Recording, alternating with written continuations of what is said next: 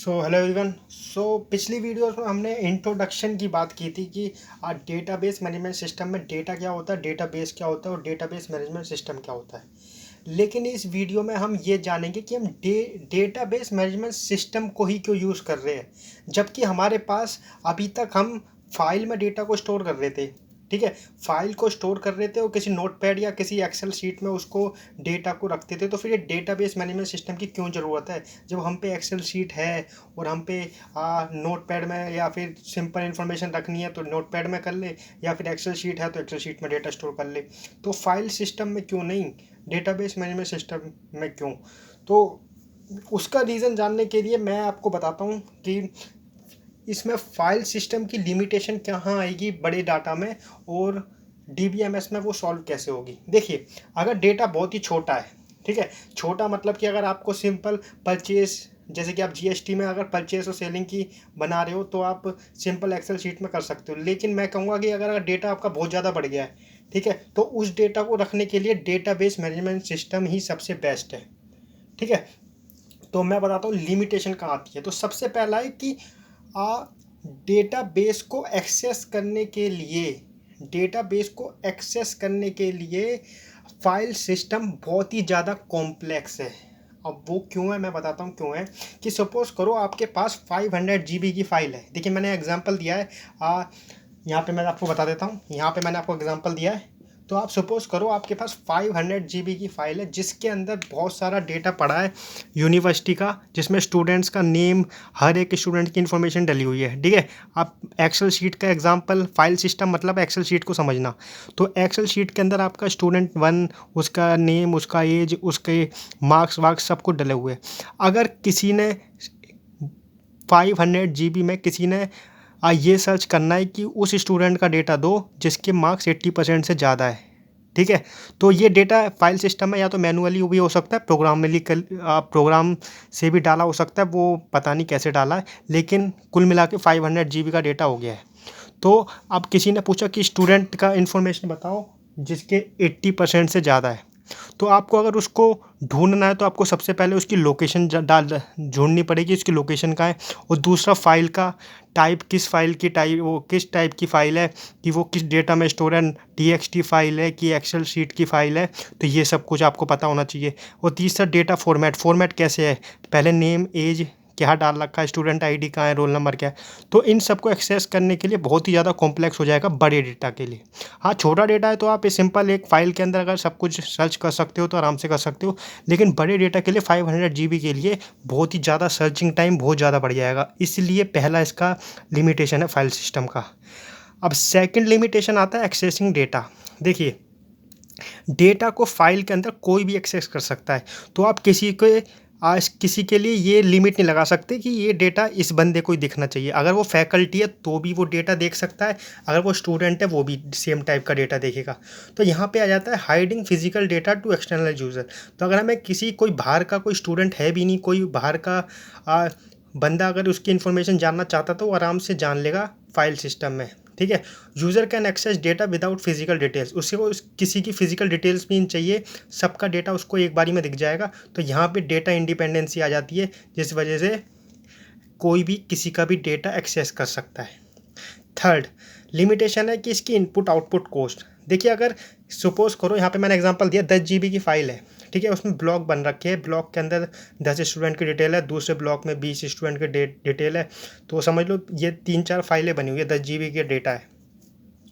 तो अगर आपको किसी की सर्चिंग करनी है, किसी को भी कुछ उसमें इंसर्शन करना है या अपडेट करना है, तो आपको क्या करना पड़ेगा, उस फाइल को सेकेंडरी मेमोरी से प्राइमरी मेमोरी में लाना पड़ेगा। देखिए, सेकेंडरी मेमोरी होती है आपकी हार्ड डिस्क। अब 10 GB की प्राइमरी मेमोरी तो हो नहीं सकती, प्राइमरी मेमोरी होती है रैम। अगर रैम के अंदर 10 GB की फ़ाइल रखोगे तो इतनी तो रैम आती भी नहीं 10 GB की। अगर आप कहोगे कि मेरे पे 16 GB की रैम है, तो खाली सिर्फ फाइल थोड़ा ना रखोगे, बाकी प्रोग्राम्स तो चलाओगे। तो इसलिए कोई भी चीज़ अगर कंप्यूटर परफॉर्म कर पाता है वो इसलिए कर पाता है क्योंकि वो प्राइमरी मेमोरी में लाके, यानी कि रैम में लाके। तो 10 GB की फ़ाइल को अगर रैम में लाएंगे तो उसको उस पर काम कर पाना बहुत ज़्यादा मुश्किल है। तो इसलिए कहते हैं number of block transfer from secondary to primary memory. इससे क्या होगा, इनपुट आउटपुट कॉस्ट बढ़ जाएगी। देखिए, इनपुट आउटपुट कॉस्ट इसलिए नहीं कह रहा कि हाँ हार्ड डिस्क महंगी पड़ेगी या वो कि कुछ पड़ेगा। इनपुट आउटपुट कॉस्ट मतलब है कि आपने इनपुट करा किसी को सर्च करने के लिए और आउटपुट में बहुत ज़्यादा टाइम लगेगा, क्योंकि 10 GB की फाइल है, पहले उसे प्राइमरी मेमोरी में लाएगा, फिर जाके उस पर ऑपरेशन परफॉर्म होंगे, तो इसलिए इनपुट आउटपुट कॉस्ट बढ़ जाएगी फाइल सिस्टम में। ठीक है, ये 3 लिमिटेशन है जो कि बहुत ही ज़्यादा बड़ी लिमिटेशन है, किसी भी बड़ी फाइल को नहीं रख सकते, डेटा एक्सेस कोई भी कर सकता है, और इनपुट आउटपुट कॉस्ट बढ़ जाएगी क्योंकि फाइल को सेकेंडरी मेमोरी से हार्ड डिस्क से रैम में लाने के लिए बहुत ज़्यादा टाइम लगेगा। ठीक है, तो इसको सॉल्व करने के लिए हमारे पास है DBMS। DBMS कैसे क्या करता है? DBMS सबसे पहले बता दूँ कि जो फाइल को जो स्टोर करता है ना, उसके इंडेक्स वैल्यू की एक अलग फाइल बनाता है जिसमें सारे के इंडेक्स रखे होते हैं। ठीक है, इंडेक्स कैसे अलग फाइल कैसे बनाता है? आपने अभी तक सी प्रोग्रामिंग में पढ़ा होगा कि पॉइंटर्स का नाम सुना होगा जो दूसरों का एड्रेस स्टोर करते हैं। तो इसके अंदर जो है एक इंडेक्सिंग का कॉन्सेप्ट है। तो इसमें क्या करता है कि एक इंडेक्स फाइल बना के और जो मेन फाइल है उसका इंडेक्सिंग में डेटा को स्टोर कर लेता है। तो हमें पूरी की पूरी फाइल सेकेंडरी से प्राइमरी में नहीं लानी, सिर्फ उस इंडेक्स फाइल को प्राइमरी मेमोरी में लाना है और उस पर ऑपरेशन परफॉर्म करना है। तो मैंने लिखा है we don't need to transfer file from secondary to primary, although only transfer index file so we can reduce IO cost. तो इससे क्या होगा, इनपुट आउटपुट कॉस्ट बच जाएगी, यानी कि जितनी जल्दी इनपुट करेंगे, मतलब इनपुट करेंगे, आउटपुट उतना जल्दी से जल्दी आएगा। तो पहली प्रॉब्लम सॉल्व हो जाएगी इंडेक्सिंग के ज़रिए। ठीक है, सेकंड आता है कॉन्करेंसी कंट्रोल। कॉन्करेंसी कंट्रोल, और मैं आपको बता दूं कि कॉन्करेंसी कंट्रोल और सिक्योरिटी दोनों एक दूसरे के डिपेंडेंट है। कैसे? अगर सपोज करो एक सर्वर है, सर्वर में फाइल रखी है, उस फाइल को 4 यूज़र 1 2 3 4 ये सब एक्सेस कर रहे हैं। तो इससे क्या होगा, कोई यूज़र 1 उसमें रीड ऑपरेशन कर रहा है, कोई राइट ऑपरेशन कर रहा है। ठीक है, तो मैंने लिखा है R1X रीड कर रहा है, रीड के लिए मैंने R1 R2 लिखे है, और राइट के लिए मैंने W1 W2 लिखे है। ठीक है, तो ये R1 R2 मतलब कि यूज़र रीडिंग कर रहा है कि फाइल को, और यहाँ पे यूज़र 1 और 2 राइट कर रहे हैं फाइल को। तो इसमें मैंने सपोज करा कि 2 यूज़र लिए, पहला यूज़र है फैकल्टी और दूसरा है स्टूडेंट। मैंने यूनिवर्सिटी का एग्जांपल लेके चल रहा हूँ। यूनिवर्सिटी में अगर आपको डेटा दे रखा है तो user 1 can update file and log completely file. देखिए, यूज़र 1 है फैकल्टी, उसको ज़्यादा पावर दी गई है यूज़र 2 से, क्योंकि यूज़र 2 स्टूडेंट है। स्टूडेंट अपने मार्क्स वार्क्स कुछ चेंज नहीं कर सकता, बस रीड कर सकता है। तो जो स्टूडेंट रीड कर सकता है और फैकल्टी उसे राइट भी कर सकती है। तो यूज़र 1 के पास ज़्यादा कंट्रोल है यूज़र 2 से।